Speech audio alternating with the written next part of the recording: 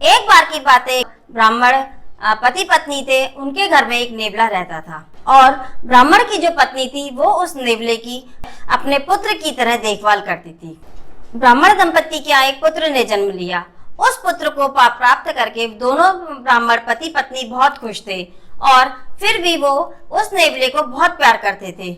लेकिन कहीं ना कहीं ब्राह्मण की पत्नी के मन में ये शंका आ गई कि कहीं ऐसा ना हो कि नेवला मेरे पुत्र को मार दे। एक दिन की बात, जब ब्राह्मणी नदी से जल भरने गई तो उसने अपने पति से कहा कि तुम यहाँ कमरे के बाहर बैठ जाओ, अंदर मेरा पुत्र सो रहा है और नेवला भी वहीं पर है, इसलिए तुम मेरे पुत्र की देखभाल करना और मैं अभी जल भर करके लाती हूँ। जब ब्राह्मण ने देखा कि उसका पुत्र और नेवला दोनों ही सो रहे हैं तो वह भी उठ करके वहां से चला जाता है और कि ये दोनों तो सो रहे हैं, मैं अभी 2 मिनट में अपना काम खत्म करके आता हूँ।